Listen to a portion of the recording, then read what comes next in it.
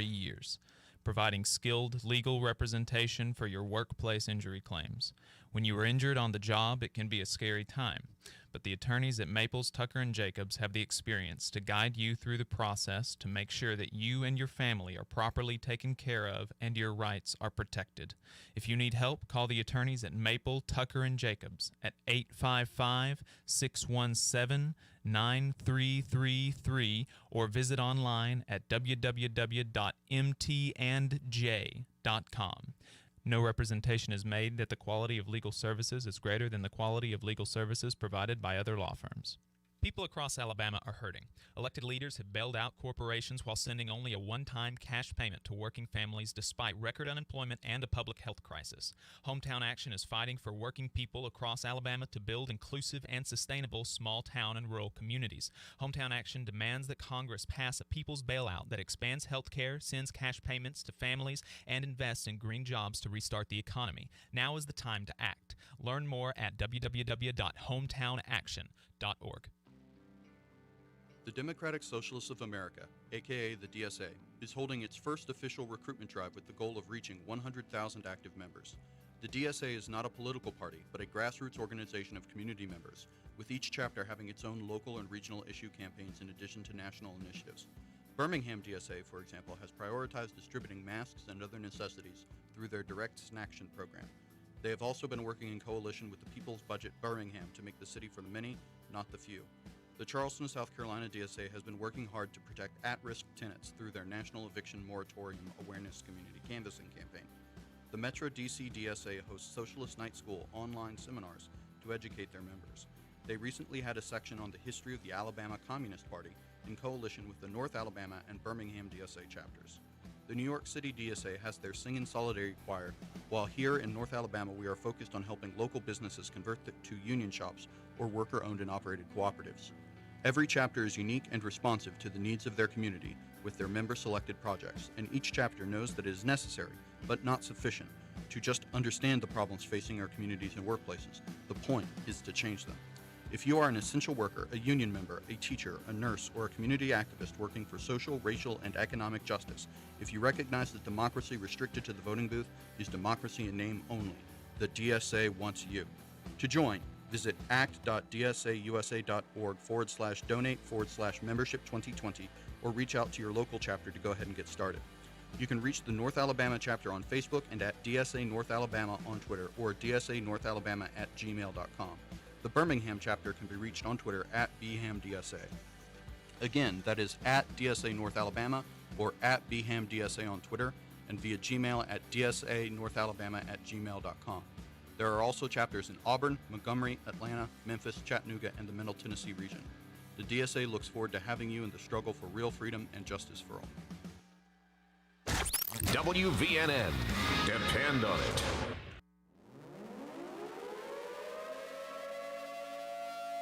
You're listening to the Valley Labor Report with David Story and Jacob Morrison.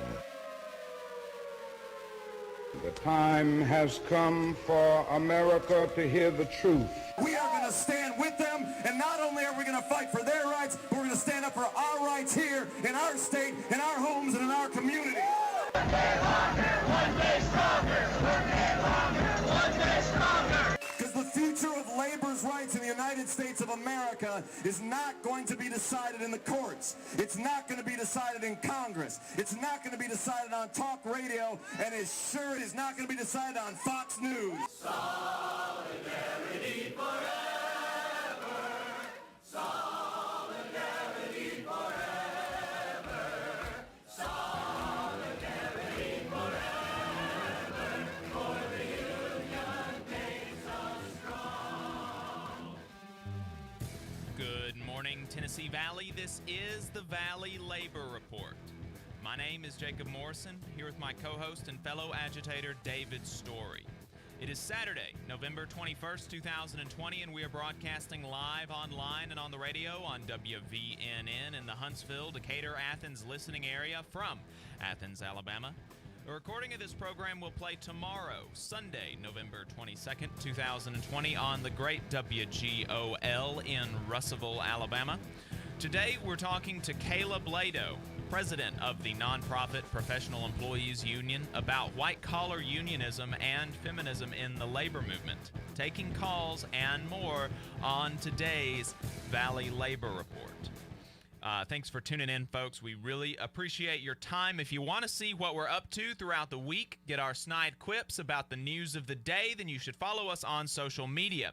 We're on Facebook at facebook.com/Valley Labor Report. We're on Twitter at Labor Reporters. I'm on Twitter at JacobM_AL. David is on Twitter at Radical Unionist. That is spelled RADICL Unionist. If you missed part of the show and want to go back and watch it later, you can search YouTube for The Valley Labor Report and subscribe to our channel. You can go back and watch the full show there, and we also clip segments throughout the week. And we do upload the program on more than 11 different podcasting apps. So to see if we are on your listening platform of choice, go to thevalleylaborreport.transistor.fm/subscribe or to our website, thevalleylaborreport.org. And finally, if you appreciate our work and want to help us stay on the air, consider throwing us a couple dollars a month on patreon.com/thevalleylaborreport. So today we're talking to Kayla Blado. She is the president of the nonprofit Professional Employee Union, which is a local of the International Federation of Professional and Technical Engineers, which is the international union that represents engineers at NASA and the TVA, actually. So our listeners are going to be familiar with that international. Kayla, thanks so much for taking the time to talk to us today. I really appreciate it. Thank you so much for having me. I'm really excited to be here.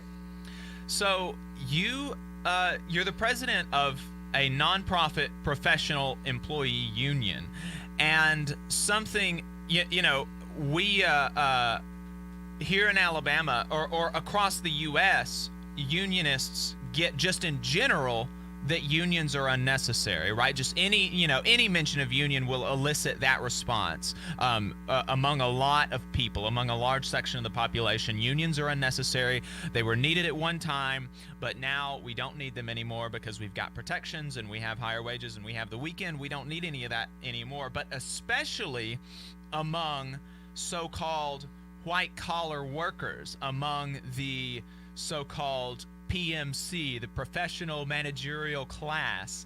There are a lot of people that even delineate white-collar workers from, they say that, oh no, if you've got a desk job, you're not actually part of the working class. And so... Are you speaking of the bourgeoisie? So, yeah, well, so Kayla, tell us what are your thoughts about that kind of narrative about, unions and, not being needed, especially in the white-collar world? Yeah, I mean, I completely disagree with that.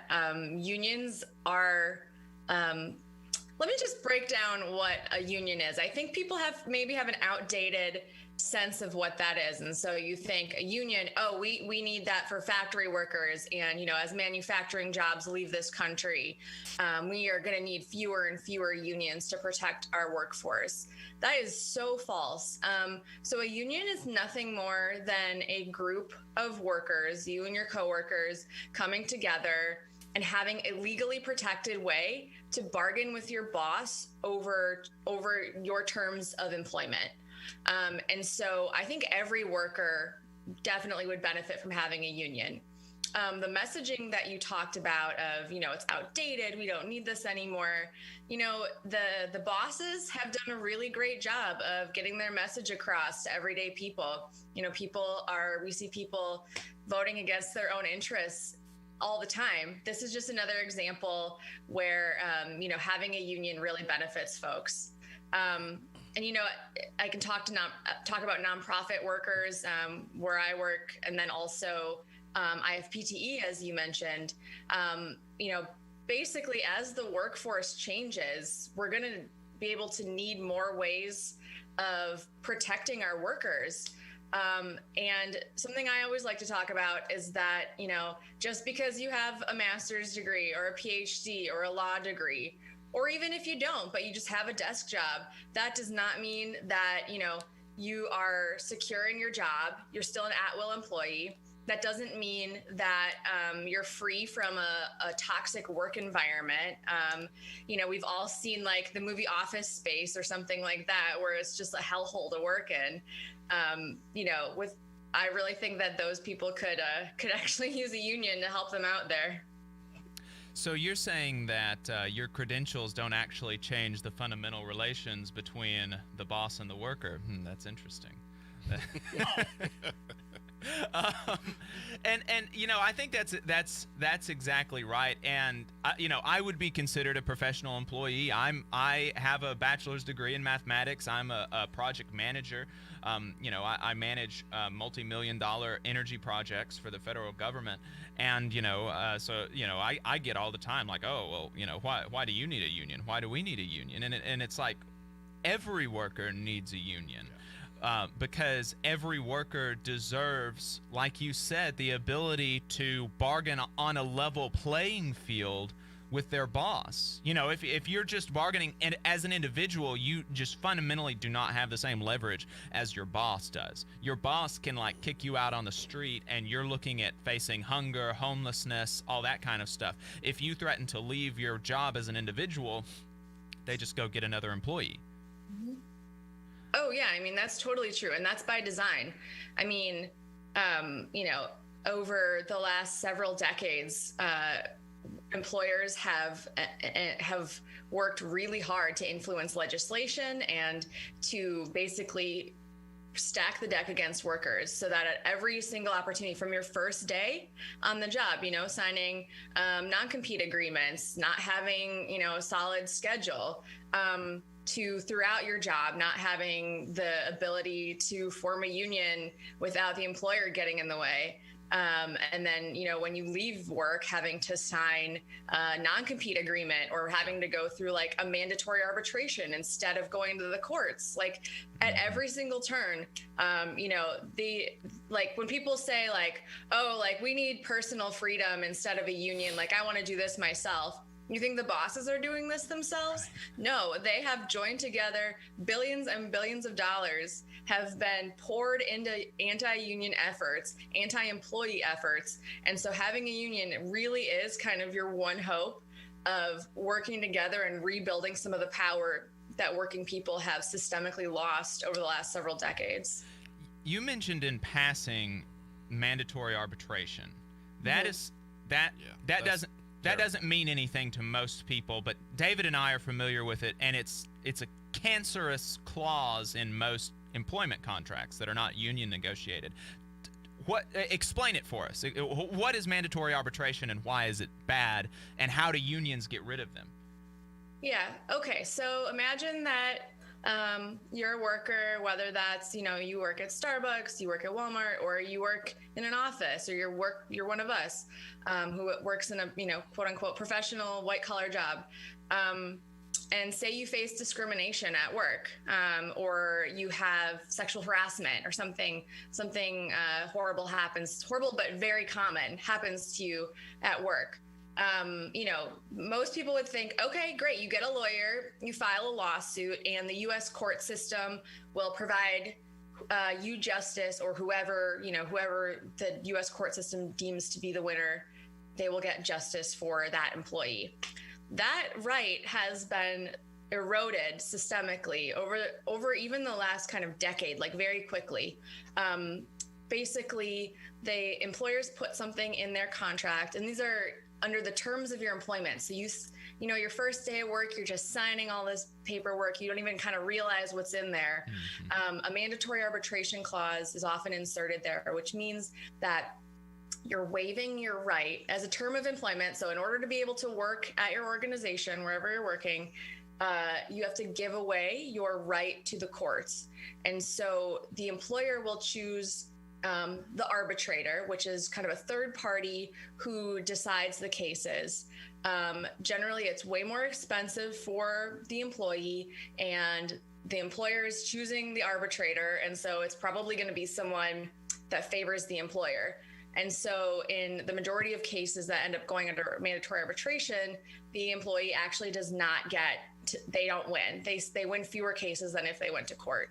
And so this is just another way that that employers are kind of trying to scapegoat themselves and take away one of our fundamental legal rights as workers, and just kind of put in their own like watered down kind of crappy version of the rights that we're entitled to. That's one of the, you talked about the non-disclosures earlier, just a few minutes ago, and that's one of the things that I've seen more in the professional environment is they're so willing to go along with all this paperwork. Like you said, even where I work, I work around hundreds of engineers, and they sign away non-disclosure, non-compete, their patent rights, even for something that they may develop off work, and they're not represented. We tried to organize them a few years ago, and not only that, they work for free. They're constantly working a lot of overtime for their salaried position. Yeah, So and you mentioned the mandatory arbitration, and the boss picks the arbitrator, and the employee doesn't win a lot of those cases, and it's like, wonder why. We're going to be talking more with Kayla Blado on the other side of the break. Stay tuned. This is the Valley Labor Report. You're listening to the Valley Labor Report with David Story and Jacob Morrison. The attorneys at Maples, Tucker, and Jacobs have stood with the working people of Alabama for over 40 years, providing skilled legal representation for your workplace injury claims. When you are injured on the job, it can be a scary time, but the attorneys at Maples, Tucker, and Jacobs have the experience to guide you through the process to make sure that you and your family are properly taken care of and your rights are protected. If you need help, call the attorneys at Maple, Tucker, and Jacobs at 855-617-9333 or visit online at www.mtandj.com. No representation is made that the quality of legal services is greater than the quality of legal services provided by other law firms. All workers deserve fair wages, affordable health care, and a retirement plan that enables them to retire with dignity. All workers deserve to have a say about the terms and conditions of their employment, not just the bosses. With the machinist union's over 600,000 members having our back, Local Lodge 44 in Decatur, Alabama has been serving workers' interests for over 20 years. Our members have the best health insurance in the area with zero deductible plans. We set the bar for pay in the area with over $40 an hour rates, consistently averaging the highest non-college degree jobs in North Alabama with some of the best retirement plans in the industry. We can do the same for you. Together, we remain united, raising our voices to ensure justice on the job and service in the community. The Machinist Union is a true Southern union founded in Atlanta in 1888. We have been serving members' needs for 132 years. The longevity of our union proves our dedication and loyalty to the working class. The Machinist Union isn't just for machinists. We represent workers in government, healthcare, auto workers, aerospace workers, transportation workers, the defense industry, and woodworking. Our members even build the iconic Harley-Davidson motorcycles. If you're ready to get serious about better benefits and wages, if you want to have a voice in your workplace with over 600,000 members to back you up, call or email us today at 256-286-3704 or organize at iamaw44.org. Here in Huntsville, federal employees are an invaluable part of the nation's defense, offering unmatched expertise in engineering and technology and as stewards of taxpayer dollars. What we ask for in return is to be treated with fairness, dignity, and respect. The American Federation of Government Employees, AFGE Local 1858, is a union of working people looking out for each other, making sure that we're treated right. To inquire about joining or to learn more, call 256-876-4880. Hey y'all, are you tired of hearing that the South is just a bunch of racist rednecks? Well, tune in to Dixieland of the Proletariat podcast. We talk about Southern working class history and current events through a leftist perspective. Join Nelson, Senior Telecommunications Director Tommy, Comrade Kate, former pig farmer Tyler, and Brother William, wherever you stream your podcast. And good Lord willing and the creek don't rise, we'll see y'all next time. It's Dixieland of the Proletariat, y'all. WVNN.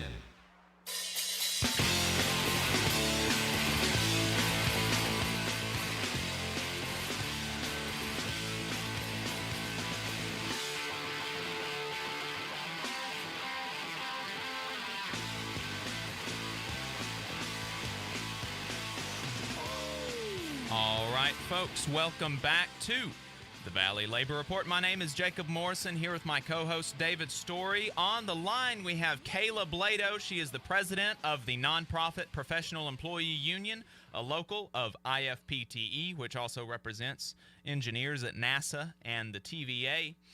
Kayla, thanks for talking to us today. We were talking when we left about non-disclosures, mandatory arbitration, and how that's really bad for workers. And I want to mention as an aside that the Supreme Court, prior to the confirmation of Amy Coney Barrett, made it even harder it's already difficult for employees to enter class action lawsuits against their employers, and they had multiple cases making it even harder for employees and consumers to bring lawsuits against employers and producers for false advertising or for adverse working conditions. So we can only imagine how much worse the Supreme Court is going to get, which underscores the importance of unionization as a means to protecting your rights on the job, because we can't rely on the Supreme Court to protect us. And so, Kayla, how is it that unionization, we know that they put in these clauses in contracts for individual employees, but you don't see those in union contracts. How is it that unions are able to get these clauses out of their contracts? I think the simplest answer is that the workers are bargaining over the terms of their employment. And so, a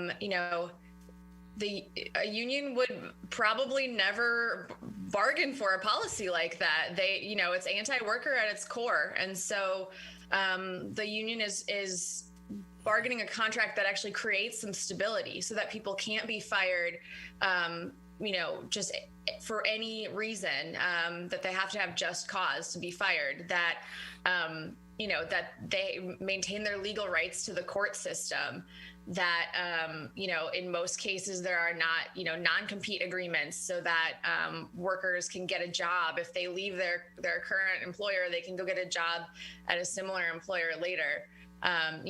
Having a union really is like the best tool to making sure that you have some stability at your workplace and fighting back against some of these bad boss practices we've seen. And let's be clear here, because it's something that I correct constantly with my membership, and it's something that I heard you say, and not to correct you on the air, but we tend to use the union. The union is something that the union wouldn't do.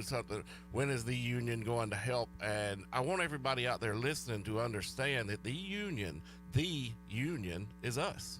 Mm-hmm. And that's the union is not a boogeyman, a great savior in the sky. The union only facilitates the ability for all of us workers to come together and negotiate collectively. So we get to determine what we want in our contracts, not the union or somebody that's going to come in and tell you what you need. Now, granted, as you know, there's a lot of help out there. There's a lot of resources in the national and international unions, but we, at the end of the day, we are the ones that negotiate those contracts. So we decide collectively what we want. You elect in your union and in our union at AFGE, and I think this is common practice among all unions, the bargaining committee, the people that write the contract with the boss, are elected from the shop floor.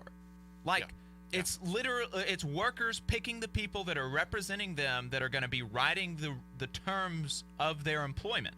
I mean, and the biggest reason that I like to call that out whenever I hear it is the fact that is a perfect example of what companies and bosses and managers consistently use in the workplace to say you're going to give up your rights whenever you sign an authorization card or whenever you join this union. You are ceding your rights to the union, and it's false on every pretense, because what you are doing is you are the union. You are creating that union in your workplace among your fellow workers.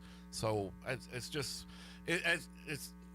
I guess it's not that important, but it's something that I constantly hear And I try to correct it every time I hear it, because everybody gets this sense of the union this and the union that. No, the union is just simply us.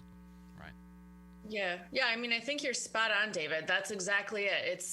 It's that, not that you're having a third party come in and dictate these terms. It's that you're strengthening your own rights and your coworkers' own rights, and you're the ones deciding it. And at NPEU, where I'm the president, we work with our members, and our members are the ones. You're exactly right. They're elected from their membership, and then they're the ones bargaining the contract. And so it's the people who are closest to the work who are bargaining the actual terms of their employment. And you're right. That's just a boss's, we sometimes play a boss bingo where we list out all the kind of anti-union things that you're going to hear. We're a family. We don't need a union. It's gonna, you could lose rights under having a union. You could have worse terms of employment. Our door is always open. And a really great one at progressive nonprofits is we support unions, but, just not here.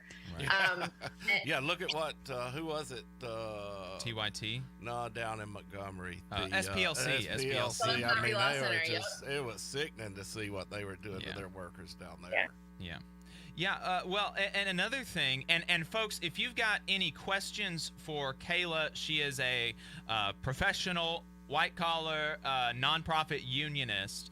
So if you've got any questions for her, give us a call, 1-866-494-9866. She'd be more than happy to take any questions. But, just on that theme, like, it's not big bosses coming down, people that are being paid, exorbitant salaries. And in fact, you're the president of this union, Kayla, and you're a volunteer. You're here on your own time, spreading the good word, the gospel of unionism, on a radio show in Alabama, 12 hours away from where you work, because you believe in the cause. You do this work for free. Yeah, yes. Thanks for rubbing it in, Jacob. I'm not here. Yeah, well, and well, both of us are here for free too. We're here for free. Don't feel bad. Any unionist knows that any time on the weekend it's voluntary. That's true. I mean, it doesn't take a break. Like, worker suppression doesn't take a break, so we can't either. Right. Yeah, and that it's important to point out, I think, because people, like you said, they've got this boogeyman of union bosses that are going to come and tell you what to do. And like people that are elected by the membership, in almost every case, we're not getting paid. David and I are both elected officers. We don't get paid. Kayla doesn't get paid. We're doing this because we believe in it. Because we love people. Because we love people. That's right. We're going to have at least one more segment with Kayla on the other side. Huntsville's #1 news, talk, and weather station. WVNN Athens. WVNN FM Trinity. A Cumulus station. It's 10 o'clock. From ABC News, I'm Brian Clark. President Trump's at a Virginia golf course he owns. He took part this morning in the virtual G20 summit from the White House. But one thing he has still not done is concede that he lost the election to President-elect Joe Biden. More from ABC's Rachel Scott. In a last-stand push, the Trump campaign even considered trying to pressure Republican state legislators to override the will of the people and choose electors who would declare Trump the winner instead. But after the president invited GOP leaders in Michigan to the White House, they released a statement saying they have not yet been made aware of any information that would change the outcome of the election in Michigan. And Georgia certified its election results Friday. Secretary of State Brad Raffensperger, a Republican, said after an audit of votes, Joe Biden's the winner. The numbers reflect the verdict of the people, not a decision by the Secretary of State's office or of courts or of either campaigns. President-elect Biden is moving forward with his transition. The major issue he'll inherit January 20th, the pandemic. ABC's Alex Stone has the latest numbers. On Friday, the U.S. again breaking all-time records for cases and hospitalizations. COVID Tracking Project reporting over 193,000 new positive cases on Friday and a record 82,000 people in the U.S. hospitalized with COVID-19. California alone reporting over 13,000 new cases on Friday with positivity rates rising. And Pfizer applied Friday for emergency authorization of its coronavirus vaccine. ABC's Elwin Lopez has more on that process. If approved, Pfizer's vaccine could come before Christmas. Both Pfizer and Moderna reported no serious side effects in their clinical trials, both requiring 2 doses of the vaccine. If authorized for emergency use, up to 20 million Americans could get vaccinated by the end of the year. You're listening to ABC News. Men, are you sick of getting up to urinate at all hours of the day and night and feeling impotent? Are you trying to avoid the need for surgery or dangerous pills? My name is Dr. Ari McGill, board-certified physician at Ideal Male Labs, and I wanted a supplement that can support prostate health naturally. So I created my own supplement built on the miracle ingredient Scutellaria bicalensis. Scutellaria bicalensis has been used for over 2,200 years helping men. Help support good prostate health naturally. Try a 60-day trial on my prostate supplement at urgentprostate.com. Not available in any stores, only at urgentprostate.com. And I'm so sure you'll love it that I'll give you your money back if you aren't thrilled. Plus a chance at $100, all in the core with the simple details at urgentprostate.com. Please do yourself a favor. Try a 60-day trial on my prostate formula built on the miracle ingredient Scutellaria bicalensis at urgentprostate.com. That's urgentprostate.com. Urgentprostate.com. urgentprostate.com. Hey y'all, are you tired of hearing that the South is just a bunch of racist rednecks? Well, tune in to Dixieland of the Proletariat podcast. We talk about Southern working class history and current events through a leftist perspective. Join Nelson, Senior Telecommunications Director Tommy, Comrade Kate, former pig farmer Tyler, and Brother William, wherever you stream your podcast. And good Lord willing and the creek don't rise, we'll see y'all next time. It's Dixieland of the Proletariat, y'all. Where Alabama talks. WVNN. Depend on it.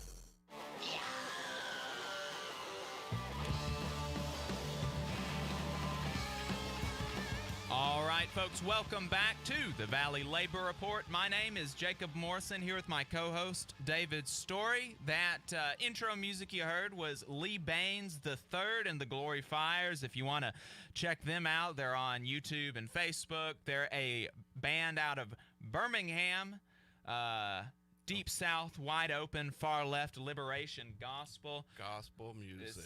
Well, I mean, is there anything that people in the South love more than gospel music? And a great, great brother of the show. I mean, just really been a good friend of the show. Extreme ally. Good friend of the show. Lovely. So we're talking to Kayla Blado of the Nonprofit Professional Employee Union, which is a local of IFPTE, the International Federation of Professional and Technical Engineers. If you've got a question for her about white collar unionism, give us a call. 1-866-494-9866 is the number. Kayla, we've talked a little bit about professional unionism. Let's talk a bit about specifically nonprofit work, and then I want to make sure that we have some time to talk about unionism as a women's issue, because I think that's important. It's extremely important. But nonprofit work is pretty unique, and it faces like workers unionizing in the nonprofit sector face some unique challenges and some unique tools that the boss will throw at you as a nonprofit worker. So talk a little bit about working in the nonprofit sector and organizing in the nonprofit sector. Yeah, the nonprofit sector to some might seem like an unlikely place for unions, but I think it is ripe for union activity. So, as I'm a nonprofit worker myself, as you mentioned, I'm a volunteer elected official, but I work at the Economic Policy Institute, which is a nonprofit economic research organization in DC. But the reason I work there is because I care about the mission of the organization. A ton of, nonprofit workers, we don't work there because we think we're going to get rich. We don't work there because we're going to get power. It's because we care about the mission of the organization. The world is a messed up place, and we want to work where our values align and try to create some change. However, the nonprofit industry, the boss can use that to manipulate people. You know, they guilt trip you into working long hours. They guilt trip you into working for low pay. But then we just see straight up hypocrisy sometimes. You know, the bosses are making six figures. While entry-level people are having to work 2 jobs to get by. And we just think that's extremely hypocritical at progressive nonprofits who, you know, claim to care about these issues, about worker rights, about reducing income inequality, that sort of thing. And then having workers work for low wages or work in a toxic environment. Or work for free in some instances, you know, with these, what do they call these college interns? Oh, I yeah. seen a show on the college interns here a while back about how the government and nonprofits are extremely abusive to college interns coming in. You know, basically it's slave labor. It's exploitation at its finest. Yeah, I mean, it's the people who have the least amount of bargaining power. And, you know, especially, you know, in DC, it's like all about networking. Maybe it's about filling a few years before people go to grad school. And so, you know, the employer really doesn't have a lot of pressure on them to treat their workers well. And so we want to, you know, we form together, we bargain for good contracts, we fight against discrimination, we standardize pay rates, creating a good work-life balance. And particularly now during the pandemic, you know, we're all fortunate enough to be able to work from home at the moment. But we want to create the conditions on which we're going to go back to work. You know, we don't want our employer just deciding that they're just going to send us all back to this, you know, dangerous germ-infested office, or have people take public transportation to get there. And so having a union right now talking about the impact of working from the office and what kind of safety procedures we want when we go back is really crucial. That's a good point. You know, we had some new hires come in over the past couple of weeks, but yesterday I just met with a group of them, and we were doing a union meet and greet. They're coming in. And I asked specifically, how many of y'all have ever worked in a union environment? Nobody raised their hand, and I pointed out the fact that our union at my facility is negotiated. If someone in your household test positive for COVID, then the company will foot the bill for a hotel room. If you want to continue working, they'll pay for your hotel room near the facility, and you can stay at a hotel for that entire time and continue working, or you have the choice of staying home. It'll be unpaid, of course, but you'll have you have that opportunity. And one of the guys spoke up and said, I've never heard of that, and it's absolutely amazing that they're doing it because nobody else is doing that. And I'm like, well, they're not doing it out of the kindness of their heart. They're doing that out of the fact that early on we negotiated with them and said, look, we're not going to allow you just to send people home and not pay them for something. There has to be another alternative, and we're going in and negotiating these tools. And that's something, you know, especially right now, there's a lot of people that are getting sent home consistently, and it's creating a financial burden on their families. Yeah, definitely. I think that's a really great point that you said. People think, you know, wow, how great it is the employer is providing this. Yeah. No way. It's all about providing. It's about bargaining over it and saying, these are the terms of our employment. We're not going to work in an unsafe environment, or if you want us to show up at work, okay, you need to provide us with a hotel room. That's exactly the type of thing where, you know, people say unions are outdated. Well, do you think that, you know, in the 1930s, people anticipated coronavirus? No, like, of course we need to, it's just like democracy. It's an active participation. It's, you know, you have to every day show up and think, what can we do? How can we improve this? How can we be vigilant?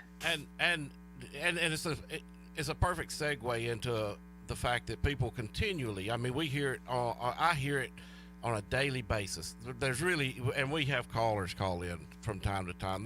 You know, we're dealing with an antiquated system. Unions are no longer needed, but you, I'm certain, know, as well as all of our members know, especially female or minority workers out there. You know, there is a bias, whether it's recognized or not. I mean, even today, there's constant reports showing how women are much have a much lower compensation package than men, and minorities as well, and unions as collective bodies equal out those differences. And that's something that I constantly point out to any females or minorities that come through our organizing training, is the fact that everybody makes the same. If you're doing the same job, it don't matter if you're an aged person or not Asian, but or a minority or a female. If you're side by side working with the other brother over there,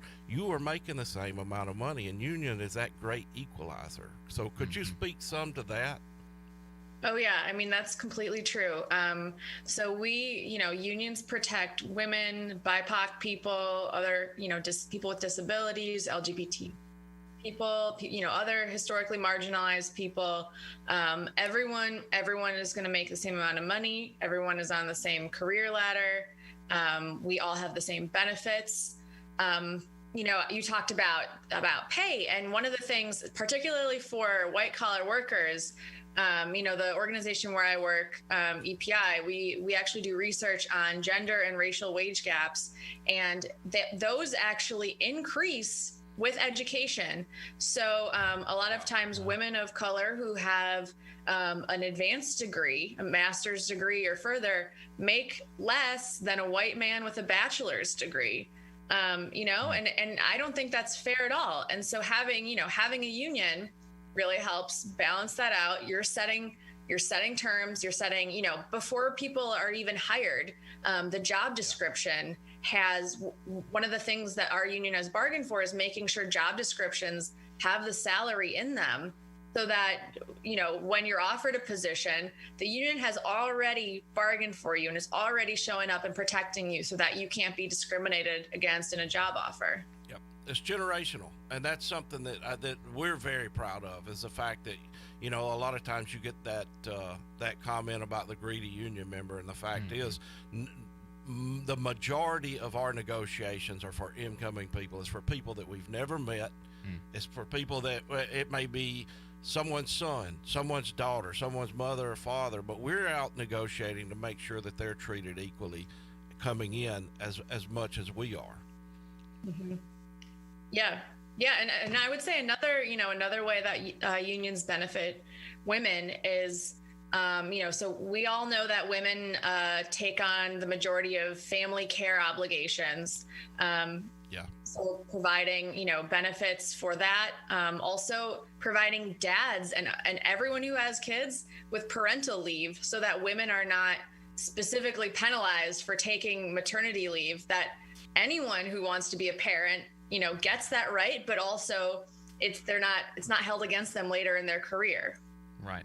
And you mentioned, we talked about NDAs earlier, but specifically in the case of sexual harassment, that's something that obviously women deal with more often than men, and you don't have to deal with those types of clauses in union contracts. Yeah, how often have you heard? I mean, just in the last year, look at the Democratic presidential debate where they just completely tore Bloomberg apart for all of those NDAs and the sexual harassments.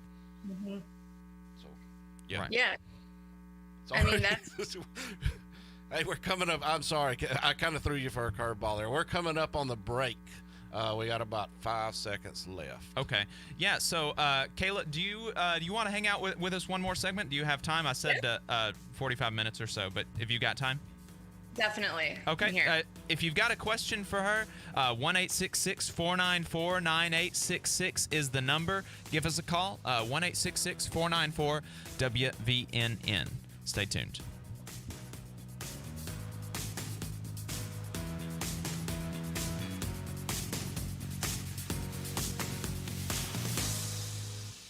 You're listening to the Valley Labor Report with David Story and Jacob Morrison.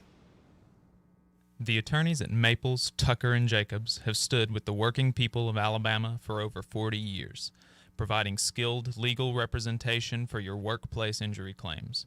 When you are injured on the job, it can be a scary time, but the attorneys at Maples, Tucker & Jacobs have the experience to guide you through the process to make sure that you and your family are properly taken care of and your rights are protected. If you need help, call the attorneys at Maple, Tucker & Jacobs at 855-617-9333 or visit online at www.mtandj.com. No representation is made that the quality of legal services is greater than the quality of legal services provided by other law firms. The Valley Labor Report is also supported by listeners like you. If you value the work that we are doing, injecting a different perspective into talk radio, and you have the means, consider signing up for a monthly donation on patreon.com/The Valley Labor Report. Again, that's patreon.com/The Valley Labor Report to support our work and keep us on the air. If you're looking for contractors with lower than average EMR and TRIR, if you need to supplement a workforce at any level for any amount of time, if you need iron workers that come trained and certified at no extra cost, or if you need workers from superintendent down to general laborer and you're looking to start work on a project, or you're unhappy with your current contractor situation, you need to call my friend Jeb Miles with the Iron Workers Local 477. They only work with the best in the business, vetted contractors, and can do all kinds of jobs from roofing to steel and bridge erection, from welding to heavy rigging, from structural repairs to machinery alignment, and much more. They supply manpower on 4 of the 5 largest projects in North Alabama, so you know they're legit. If you need good quality, safe, efficient, diligent, and knowledgeable workers on your job, then you need the Iron Workers Local 477.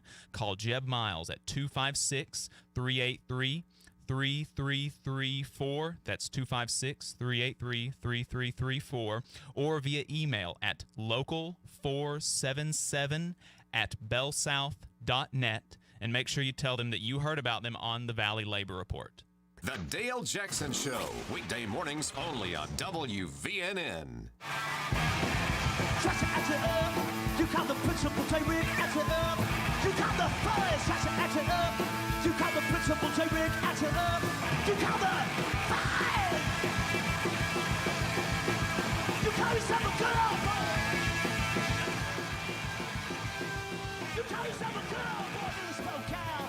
You call the meeting. All right, folks, welcome back to the Valley Labor Report. My name is Jacob Morrison, here with my co-host and former band member, David Story. Don't put me on the spot.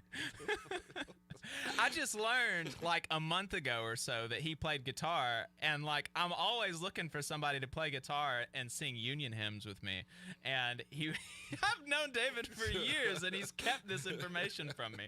Well, now sing a little bit different hymns than what I'm used to playing. Now I learned that this fella was in a band when he was younger, or I don't know. Maybe it was just before I met him. Presumably it was when you were younger. It was quite some time ago. Quite some time ago. Okay. Well, man, you're gonna have to bring a guitar into the studio sometime. Yeah, that ain't play for happen. everybody. Anyway, Welcome back. we've got on the line with us Kayla Blado. Thank you for staying with us. If you've got a question for her, the phone number is 1-866-494-9866. Yeah, and look, folks, there is a ton of professionals in our community. I was reading earlier this week when Jacob talked about having Kayla on that Huntsville has the highest union density of professional engineers of anywhere in the nation.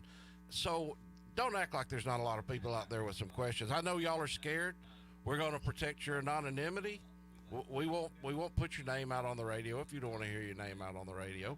Call in with some questions, and we'll be more than happy to answer them, and she'll be more than happy to answer them. Kayla, how are you doing this morning? I think Jacob's got a phone call right now he's dealing with. Oh, yeah, I can't wait. I'm good. I can't wait to hear some of your guitar music. I can add that our union's making a playlist right now. So we're doing we're actually doing a training later today for some of our new members about how to prepare for bargaining. And one of our ideas was to create a playlist of songs that we can give to members so that before they start bargaining, they're all pumped up, they're all unified. So yeah, any recommendations to add to that playlist? If callers have recommendations, I'd love to hear those too. Yeah, our union actually it's defunct now, but 3 or 4 or 5 years ago, the Machinists Union brought together several members from all across the nation, and possibly because we're international, I think there may have been some from Canada as well. And they put together a CD of their own personally written music. It wasn't covers; it was actual original music, and it's pretty good. It's actually real good. So that may be something to look into. I think you can find that on YouTube. You know what?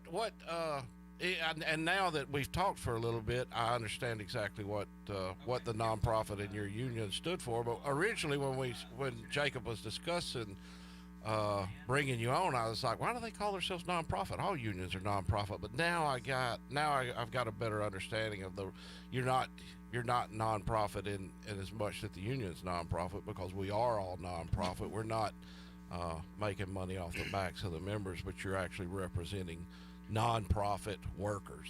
Yep. Definitely. We represent, currently we represent 32 different nonprofits across the country, and we've got a few dozen more that are not public yet that are working on organizing right now. Okay. So we have Dan from Madison on the line. He had a question about... Hello. Dan is on the line. You're Dan, yeah, I can hear you.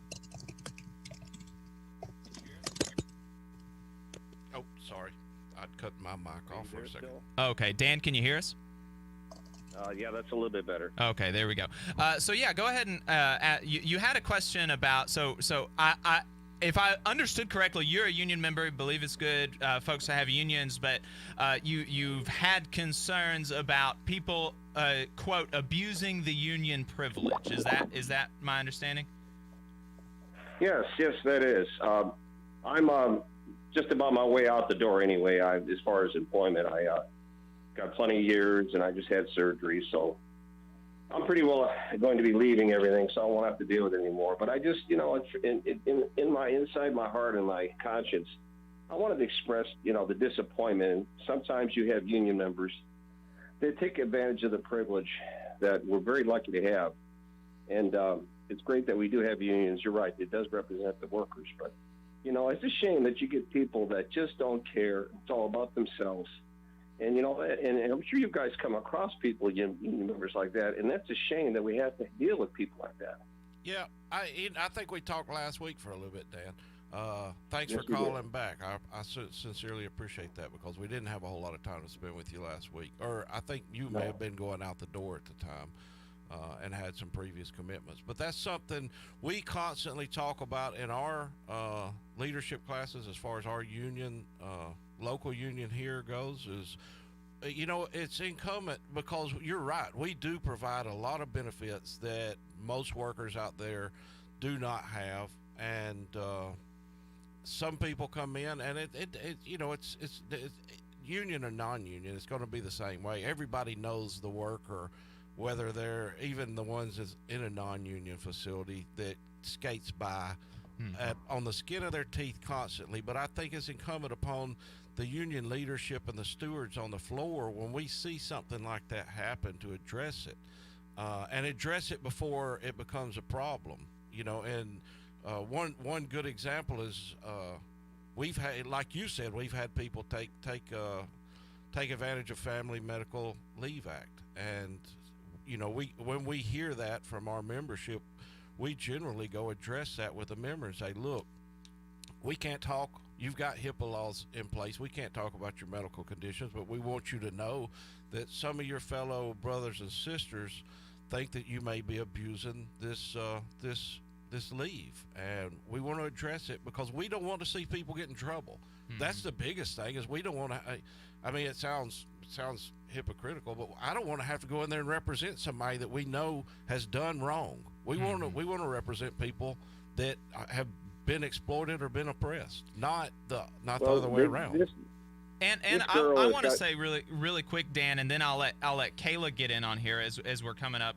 We've got about 4 minutes left, but I like David said, I think it's important to address these issues and for brothers and sisters on the job to have these conversations with one another.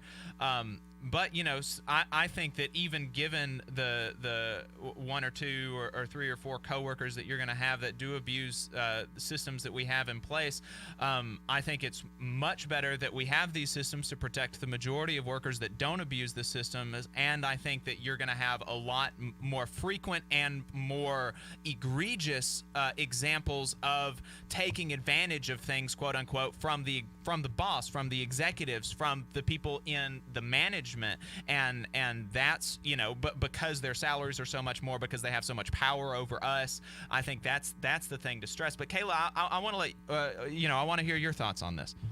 Yeah, no, I mean, I agree with you, Jacob, that I think the bigger kind of scandal is on management side of generally taking advantage of people and stacking the deck so that they're benefiting. But you do sometimes see people like this.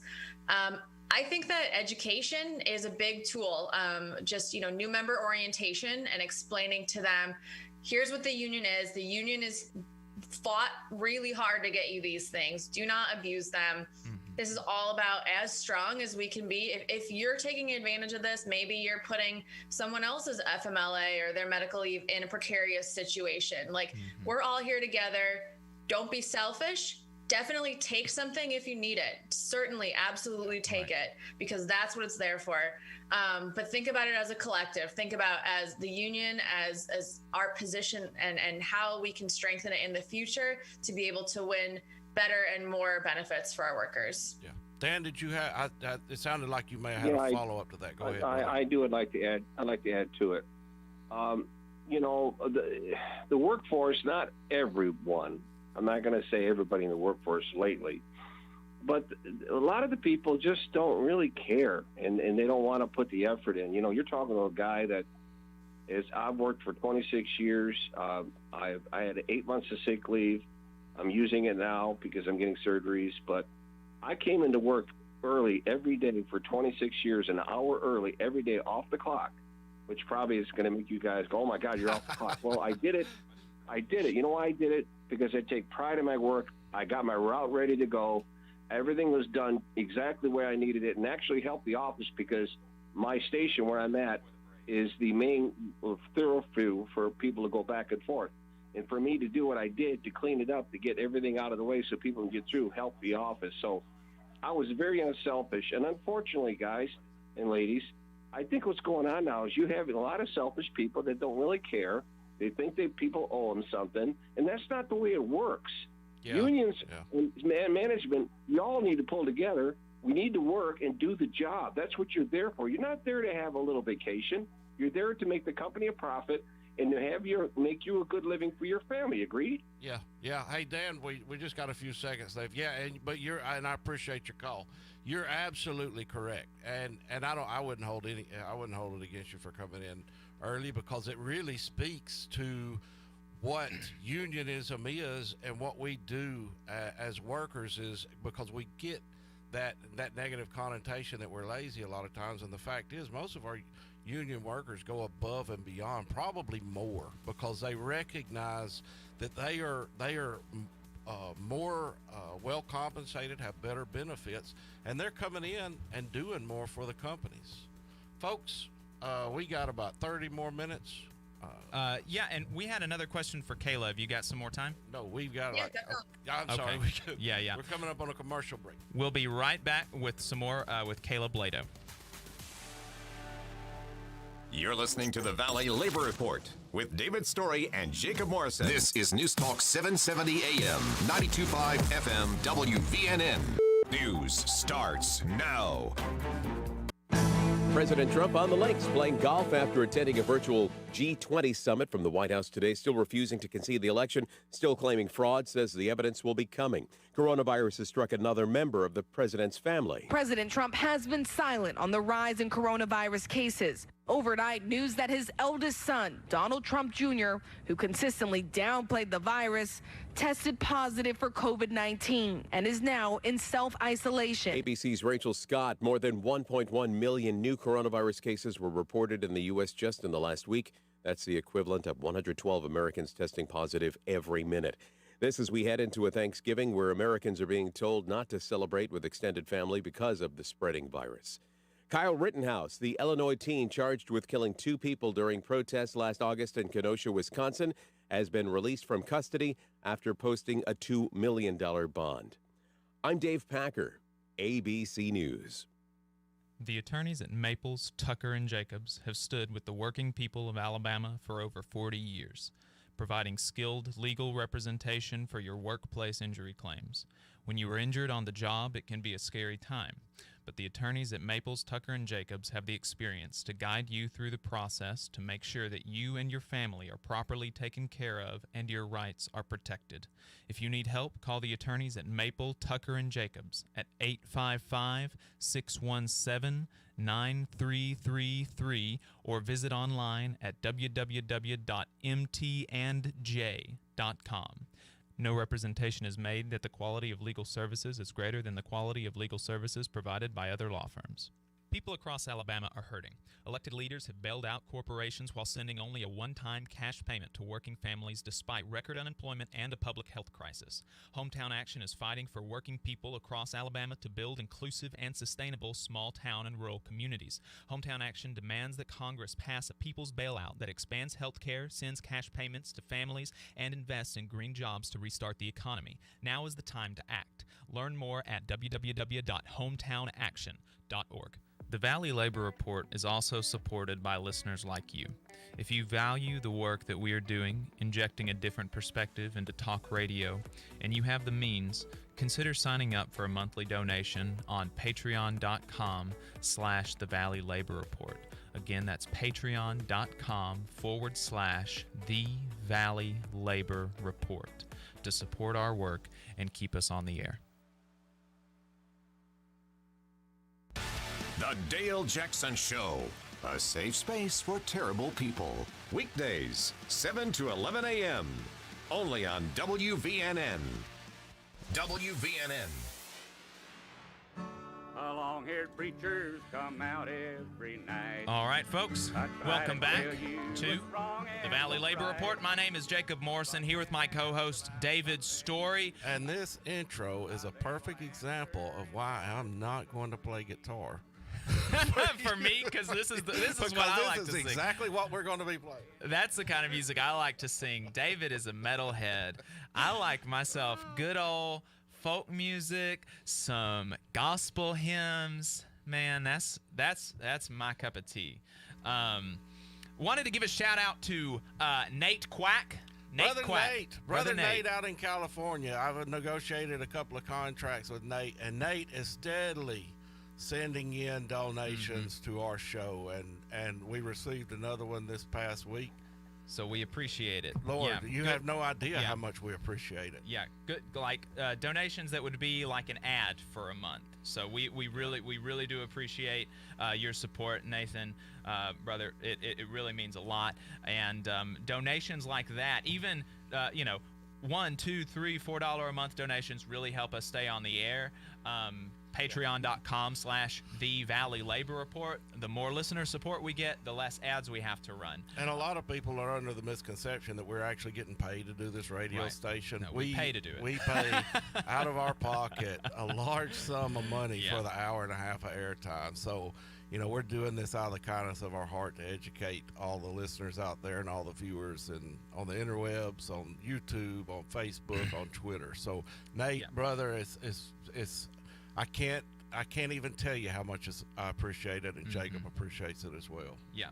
So we had another caller for Kayla, Ken from California. How many other programs on this station get calls from California?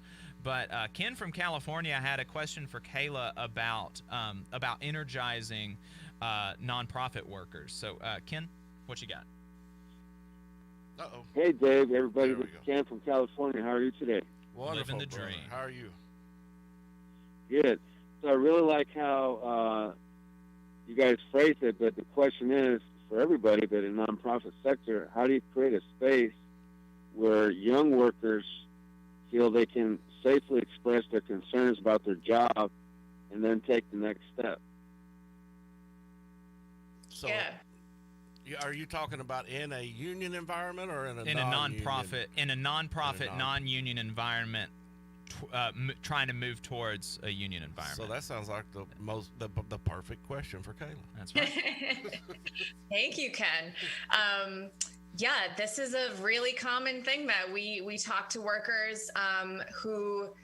So I would say, first of all, talk to your coworkers. Have some of these one-on-one conversations about what some of your issues are. And if you're having an issue, it's probably pretty clear that, other people are having a similar issue, or, maybe there's some type of systemic problem that basically, you're facing. And so getting workers to kind of focus on like, what's the issue at hand and how can we solve it? And more often than not, you can take concerted activity without a union. You can sign a letter, you can have a walkout, that sort of thing. But you're really not going to create sustainable change without a union. And so I would then tell the group of workers who are the organizing committee, who are most energized about the union, to do some research and find a union that would represent workers like you. So my union, the Nonprofit Professional Employees Union, there are many other, depending on the type of nonprofit, your location, there are other unions that represent workers like you across the country. Reach out to them, have those initial conversations, and basically you're going to have to do, especially now, we're all on Zoom. A lot of nonprofit workers are working from home. Have a lot of Zoom calls after work. We try to make them fun. People can bring drinks, they can have songs, trying to make it a fun space, and also one where, we create and foster trust so that they know that we're actually working in that worker's best interest. Yeah. Ken, did you have a follow-up to that, or is that No, that was expressed very well, because I remember back in the day, almost 40 years ago, when I organized a chapter at the district attorney office, all the nervousness that goes through you, getting the vote going on. So I'm glad that Kayla addressed the audience, that people that are not in unions realize you can do it. Yeah, and Brother Ken's he's a friend out of California. California's got a little bit better labor laws than we do in Alabama. Fortunately for y'all, unfortunately for us. But even then, you see what happened this past week with the Uber and Lyft drivers, and it's just terrible for those folks. So a union is going to help no matter where you're at, no matter what state you're in. And it kind of goes back to the same thing that me and Jacob always tell you: don't rely on the government for assistance. Organize yourselves and work collectively to gain what you want. We can push the government out. I'm kind of the anarcho-syndicalist ideologue that says we should be doing everything ourselves. Get away from this incessant need on the government to do things for us, and start taking those matters into our own hands. And with that, dead silence. Ken, you start talking radical on the radio, and everybody goes, I don't know about that. Ken, thanks. No, man, that sounds all good. Prop 22 was a nightmare. Yeah, it was. Yeah. It Keep was up terrible. the good work. Thanks for the call, brother. Ken. Yeah, I mean that gig stuff. They're totally being. They're being taken for a ride with that independent contractor status, and it's not only start spreading. And not only that, but there was a story out of the WWE here recently about there were some folks talking about a union drive, and they fired one of their pretty popular wrestlers, Zelina Vega, because she supported unionization. And the WWE wrestlers, man, they've got a crazy case. They are classified as independent contractors, and so they legally can't have a union, quote unquote. But the WWE says that they can't have any other side gigs. They can't wrestle for anybody else. They can't even have a Twitch account because they can make money on it. And it's like they're not they're employees, and the WWE is totally taking advantage of those folks. They don't have the benefits that they ought to. I mean, it's really, really a bad situation over there. And look, none of this, and I'm sure Kayla can speak to this, but none of this happens in a vacuum. For anybody out there listening that, we're in Alabama, but we got listeners all across the world. For anybody that thinks, well, that Uber and Lyft really didn't have any effect on me, I hate it for them, but not a big deal. None of this happens in a vacuum. This type of legislation, whenever it gets passed, it spreads like a cancer. And every other business will start looking at that and saying, there is another opportunity for us to exploit our workers that we're not doing. So, and I'm sure it's probably, I mean, I'm not going to bash the nonprofit sector, but I would assume it's probably fairly prevalent in the nonprofit sector as well. Yeah, I mean, so talking about like Prop 22, if that could happen in California, that can happen in any state across the country, and it's going to. I would definitely watch, the misuse and overuse of independent contractors, which we've already seen, so much in the last few years, but I think it's about to get a lot worse. Yeah. But then, in the nonprofit space, I mean, kind of related to that issue, one of the issues that we fight for is creating, employees instead of relying on contractors. If there are folks that management just keeps hiring to do the same type of job year after year on contract, we think, they need to make that person an employee so that they have all the benefits of being an employee. They're doing bargaining unit work. They should be in the bargaining unit. And so, kind of figuring out all the ways that management tries to erode the bargaining unit and fighting against that. Yeah, brilliant. Yeah, and we do the same thing. And in cases where we recognize this is kind of hit and miss work, we always advocate. If you're going to bring union workers in, we've got what we call a subcontract committee. So if you're going to subcontract some work out, we have members on our board. It's an equal board of half management, half labor, and we advocate for union subcontractors. For years we had a non-union electrical subcontractor in our facility that was doing a lot of work, and we finally just slammed our fist down on the table and said no more. And IBEW 558 is the recipient of that work now. So, make it a broader swath. If you are going to subcontract, then let's bring in other people that we know aren't being exploited, that are getting fair wages and a good pension and good health care benefits, and able to take care of their family.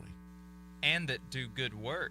Talking about union labor, Rudy Giuliani quite obviously did not have union hair and makeup people. If he had hired an IETSE local to do his hair and makeup, that wouldn't have happened. That is so true. I love that. IETSE's social media has been fire lately. I love everybody. For good reason. So they got screwed. I mean, they called out the Trump, what do you call it? The Trump campaign group for the first time in like generations that they haven't used union labor for their RNC. It was the RNC. It was the first time that a major party in the United States had not used union labor for the setup in decades. Yeah, it was a long time. In decades. So and that, during a pandemic of all things. Yeah. I mean, and one of their keynote speakers was this random no-name teacher from California that hated the union. Yeah, like perfect. Jeez, it's crazy. Well, we saw how that worked out for them. Yeah. So. yeah. Thankfully, it did not work out very well.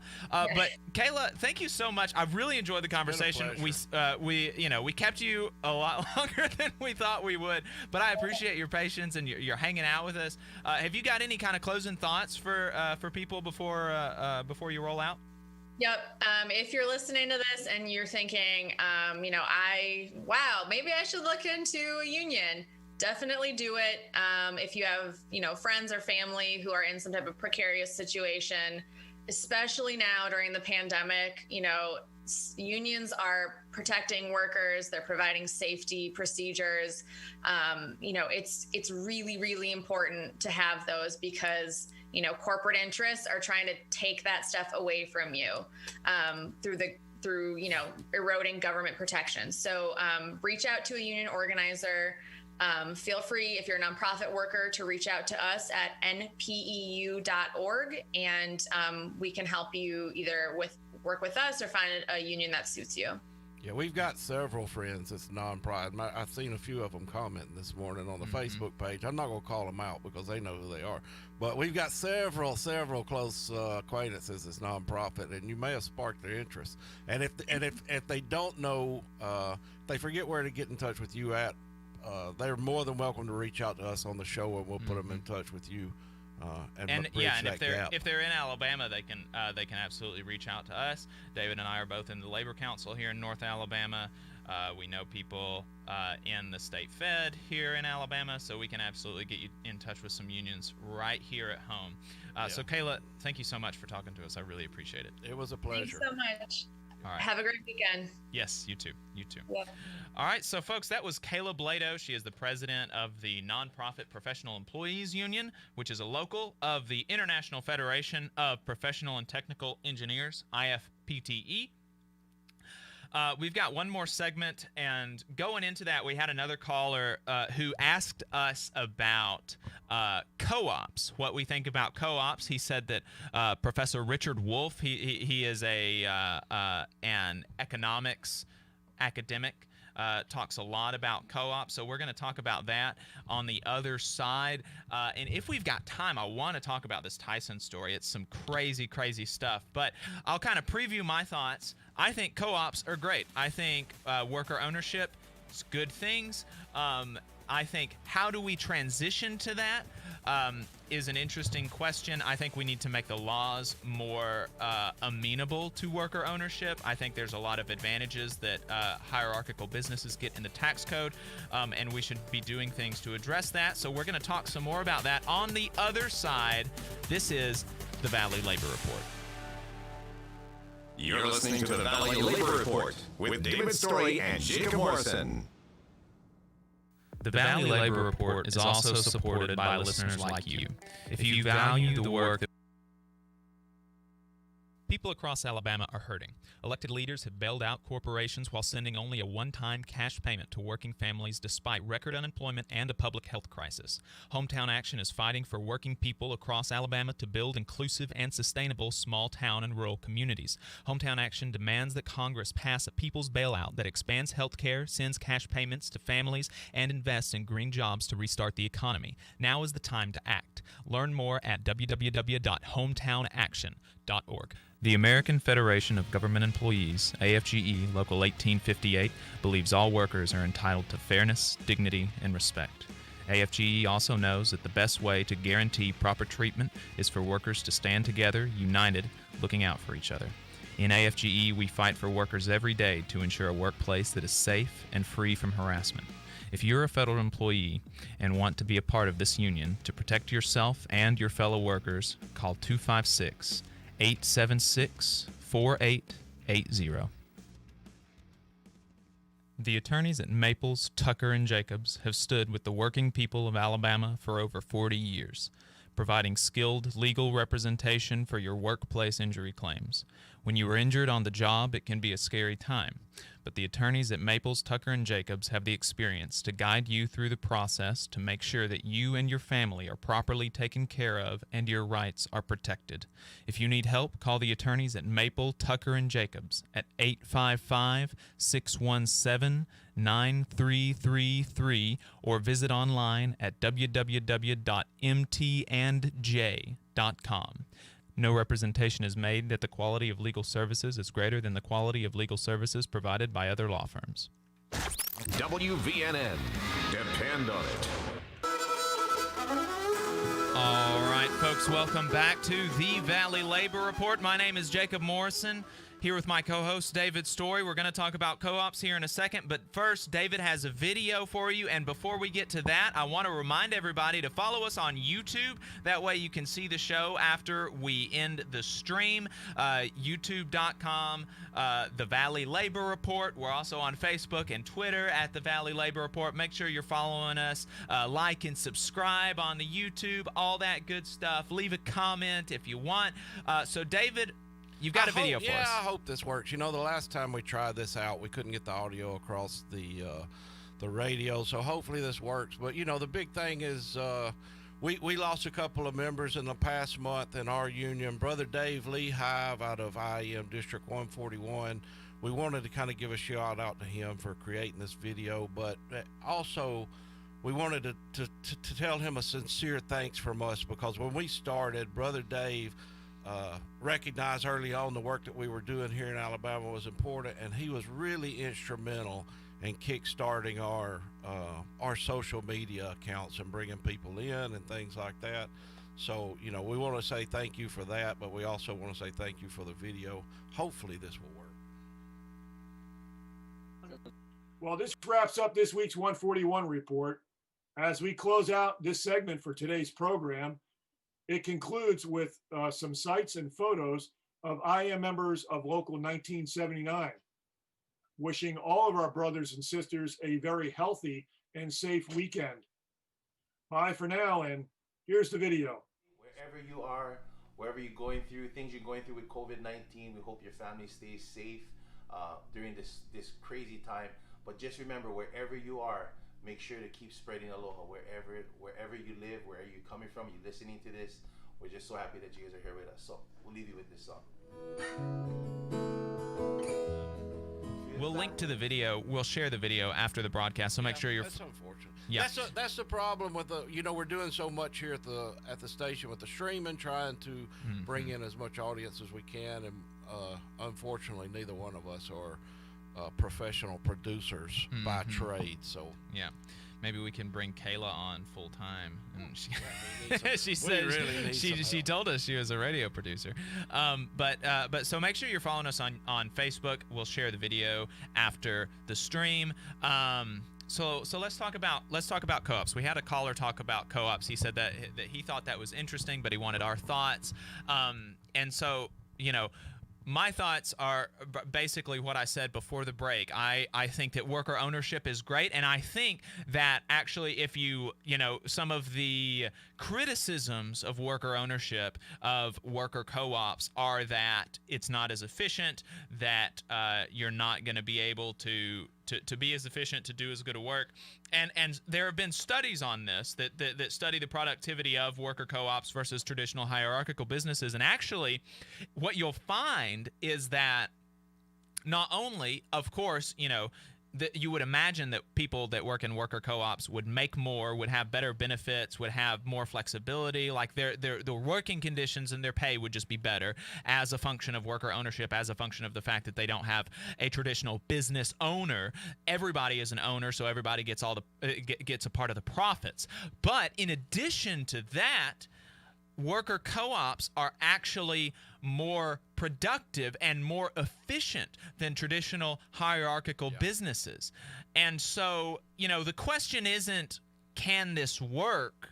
Because it obviously can, and it does where it's been implemented. And worker co-ops actually, they die at the same rate as traditional hierarchical businesses. So like, there's certainly no disadvantage, and there are multiple studies that show advantages to productivity and efficiency and cost and everything like that when you move to worker ownership of a firm. So the question then is, how do we make the transition? I think one of the low-hanging fruits is just making it as easy to start a worker co-op as it is a traditional hierarchical business. You can get business loans, you can get tax breaks, you can get all sorts of things much easier as a traditional business than you can as a worker co-op. So that's the first thing. That's just make it as easy to start a worker co-op. I think the second thing is this is something that Jeremy Corbyn and the Labour Party pushed in the United Kingdom, which I think is just simply common sense if you think about it. It's a putting into law a right of first refusal, which means that at any time, in a traditional hierarchical business, if the business owner wants to sell or go bankrupt or fundamentally change the structure of the organization, before he can do that, he has to offer it to the workers at a fair market value. He cannot sell it to somebody else before he offers it to the workers. Or she. Or she, you know, we kind of getting gender specific there, but yeah, I think that's the and that's the purest form of a democracy in work, is for the workers to actually be working for themselves, collective. It's a purest form of unionism. Well, and it's not even, it's not even expropriation. Like, this is just like these people, the people that worked at a firm, they put in some cases, their life's work was dedicated to working for this firm. And it's just saying, look, the owner can't do whatever the hell he wants with this business. He has to offer it at a fair market price to the workers. And then the government should offer a loan to the workers so that they can buy the business and turn it into a worker co-op. I think another thing that would be good is for unions. We talk about not relying on the government. What I just said was a government policy. I think it would be good for unions to start pushing for a right of first refusal clause in their contracts, because oftentimes we can't rely on the government to put in good policies. And so a way to get around not having to wait on the government is, if you're on a negotiating committee, if you are in a union, start agitating around this issue. Start talking to your coworkers and say, hey, I think that our boss, or the owner of this company, shouldn't just be able to sell this company to whoever the heck, it's some Chinese capitalist or something. I don't think that they should be able to do that. I think they should, or venture capitalists, or Elon Musk. I think that they should have to offer it to us first. We're the ones doing the work. I think we should have an opportunity to buy the company if we want. Doesn't mean you have to. But that you should have the opportunity, and I think that should be something that unions start pushing for in their contracts. And so I think one, it's obviously good for worker ownership of firms. I think it's good, and I think those are some real practical, pragmatic ways to begin the transition. Yeah, I mean you're in my wheelhouse. It's the one thing that I have consistently spoke about for years and years and years is worker ownership of the workplace. I mean, at the end of the day, it's very easy to talk about risk reward, and a lot of times those on the right like to allude to the job creator or these, and they're taking all of the risk. Well, let me tell you, the job creator, their so-called job creator, is not taking that much risk. The ones that's taking the risk are the low-wage workers that are uprooting their families, going to another industry and starting from scratch and relying on one person, not a group of workers, but one person to make all the right decisions that's going to sustain that person's family or himself for years to come. That, my friends, is risk. Right. There is no risk in starting a business and being able to file bankruptcy and walk away with it without any debt. There's no risk in that. The risk is the worker that's living hand to mouth, week to week, and is praying that business stays afloat, and he has zero control over whether it does or not. Right. Folks, this has been the Valley Labor Report. You can find us online, Facebook, Twitter, and YouTube. Make sure you're following us. You're subscribing to the YouTube channel. You're supporting us on Patreon at patreon.com/the Valley Labor Report. And we will see you next week. Happy Thanksgiving. Happy Thanksgiving. WVNN Athens, WVNN FM Trinity, a Cumulus station. It's 11 o'clock. News starts now. From ABC News, I'm Dave Packer.